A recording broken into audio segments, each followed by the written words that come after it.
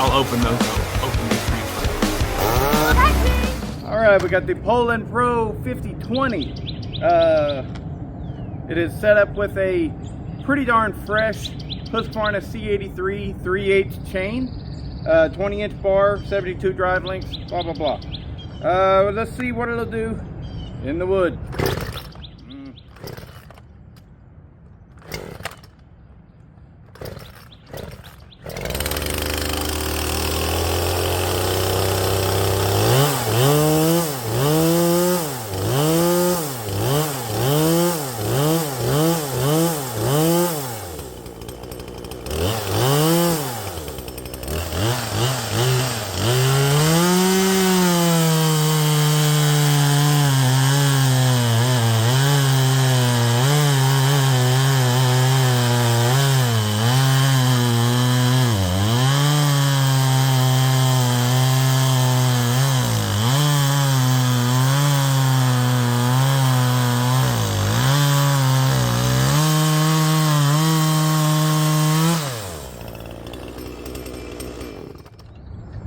Okay, now the only thing that I'm going to do is I'm going to go and I'm going to outfit this with a 325 spur drum so that I can run a 325 setup on this. All right, we have the 325 bar and chain on here. It is an Oregon VersaCut bar, and the chain is an Archer, full chisel, no safety rakers or anything like that. I think it's kind of made to compete with the Steel RS.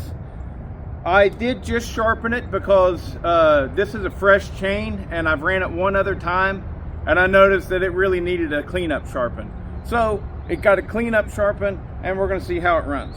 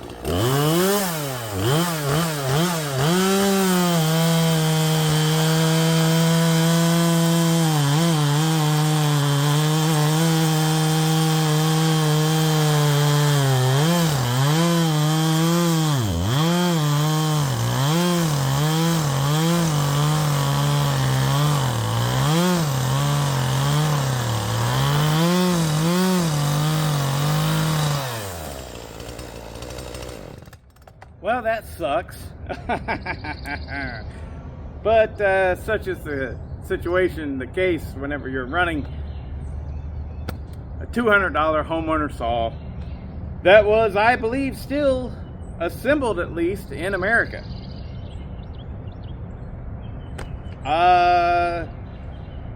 Don't mean to ruffle any feathers, but we suck nowadays. We can't build shit that's any good, except for trucks. Pretty good at making trucks and guitars. Trucks, guitars, weapons, chainsaws, not so much. But all of this was probably made in China and shipped over here and assembled. I don't know for sure. I did have one guy that was like, no, I used to work there. We made them in the factory in Nashville, Arkansas. So I don't know. But anyways, that really sucks because I can't do a great comparison because it stopped running good. But what do I think? That's the best that you got. That's all I can give you. Is a lot more power with 325 bar and chain. Straight up.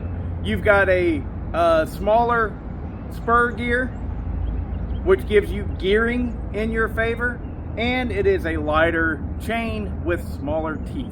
And so for a very low horsepower saw like this thing right here, that really helps tremendously. Now, what I think I'm going to do is I'm going to go do a muffler mod and come back here. Maybe it'll run better. I don't know. All right, so here's the muffler. Surprisingly, it is a completely open can. All right, just remove that screw and then pull that screen out. And can you see? There you go. A little hole up there. So what I'm going to do, let's see, there we go. I'm just going to cut that deflector off, make that hole considerably larger, and then put another shield back over top of this. I'll probably close up that hole too, just with some brazing rod, so that no hot air comes up and burns the plastic. So we'll get it deflected out here nice. And yeah, then put it back on and see if it runs better. I did notice though that the piston has a small amount of scoring on it.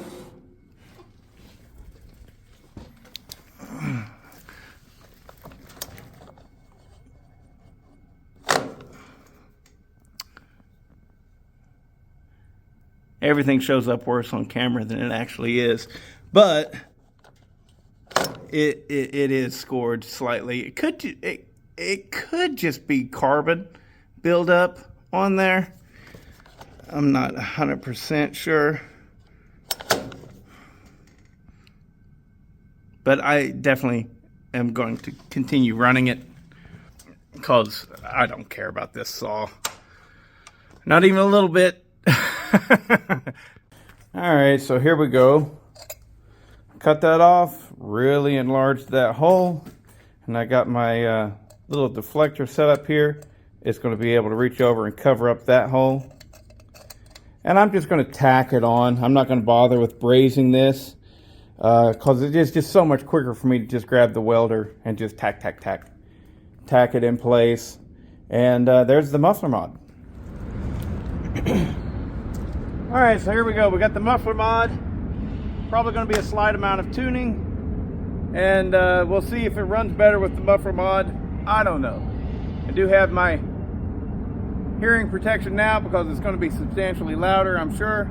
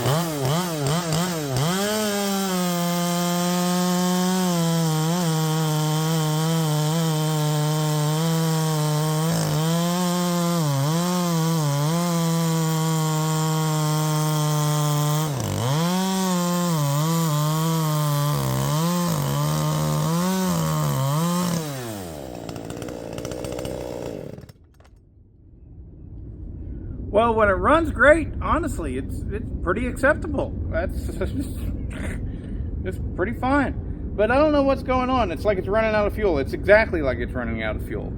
So, you know, we're getting all down into the cut and stuff, and then right here, you hear it cutting out. I'm not letting off the throttle. I'm not letting off the throttle at all. So best guess is that, yeah, it's running out of fuel for some reason. Maybe I need to put a new fuel filter on it, even though I do feel like, I could be wrong, but I do feel like I put a new filter on this. I'm not sure. But either way, it's got considerably more power than it had previously, with the combination of three things. Change that spur sprocket out to a 325 7-pin, and that actually gives you better gearing. You've got a lighter weight chain, and that's really helping out this low horsepower saw. And then on top of that, we did the muffler mod, and it definitely has considerably more power. And I mean, that's, if I can get it to run right, that's a separate issue for sure, you know. But yeah, I mean, that's for a homeowner saw, that's perfectly acceptable. I mean, I see nothing wrong with it, aside from there is something going on. Possibly the coil's heating up and it's losing a little bit of spark. I don't know. Maybe it needs a new spark plug. I don't know. But I am interested. I want to do another cut. I literally want to. So that's exciting, you know.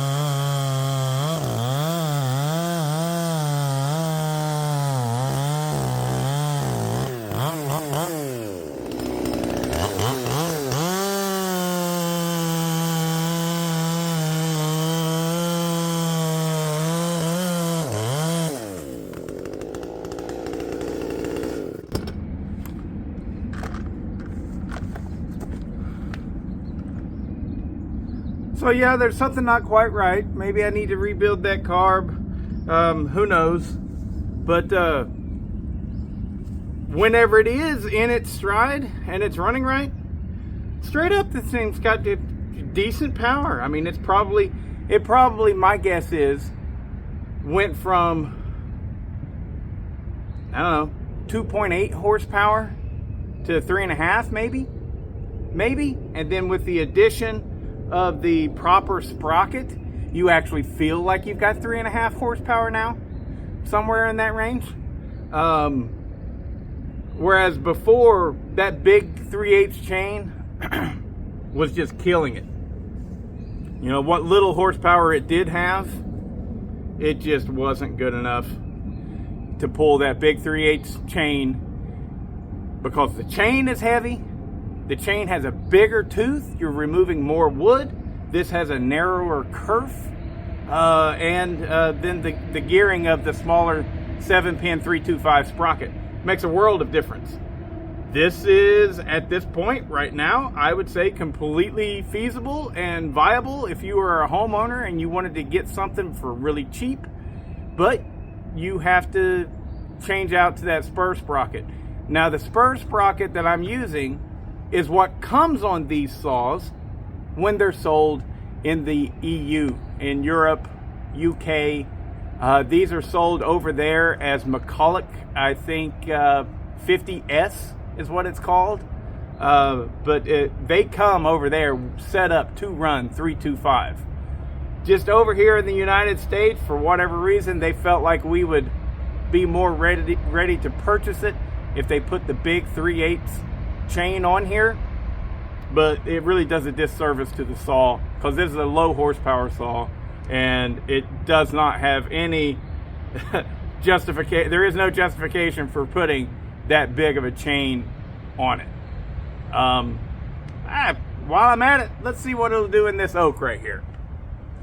Oh, I want to keep running it, so that should tell you something. I mean, I don't know exactly what it's telling you. It could be telling you that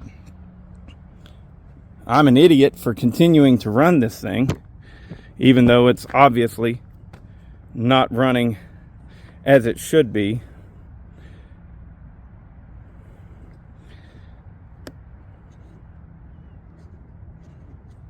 And we won't do all the way through. We'll just do a simple test in the yoke.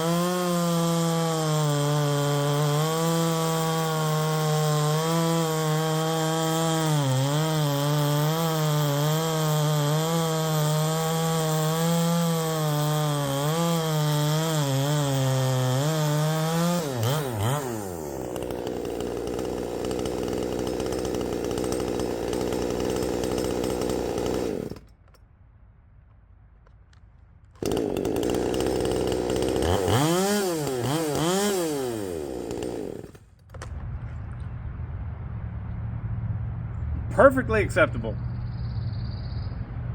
I mean, I don't know if I'll ever get around to actually getting it to run sweet. Maybe I will, maybe I won't. I don't know. I know that there'll be a lot of people out there that's like, oh yeah, well, keep going with it because I've got one of those and I want blah, blah, blah. I understand that. I really do. But you got to understand where I'm coming from. I got a lot of saws. I do a lot of testing. Typically, I stick with the more professional stuff. But, I mean, I'm not against this homeowner stuff at all. But, like, would I open it up and port it? I think no. Because the amount of gains that I would get, it's just not worth it. And, honestly, it's pretty good. So, the chain, before my initial testing with it straight out of the box, was not very happy with this Archer chain at all. However, just a little cleanup, sharpening. I didn't touch the rakers or anything. I just cleaned up the teeth. And It's cutting really well, really well. Like I said, I still keep wanting to go back and cut more.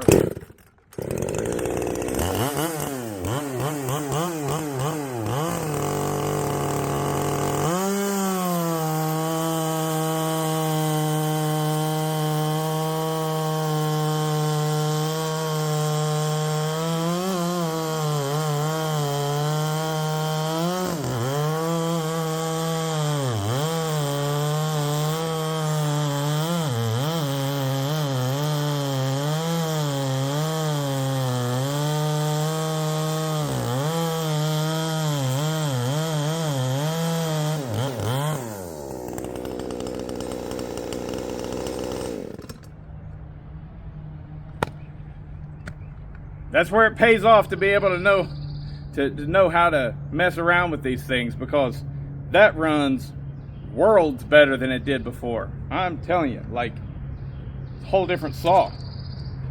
I can dog it in. I mean, I can't really dog it in, but I can dog it in. Before, I couldn't dog it in. And any kind of reasonable size wood, I couldn't dog it in. And that's even with a C83, and the C83 is not very aggressive. I think from out of the box, they're only like 16 thousandths on the rakers. So it's a really easy to pull, smooth cutting chain right out the box.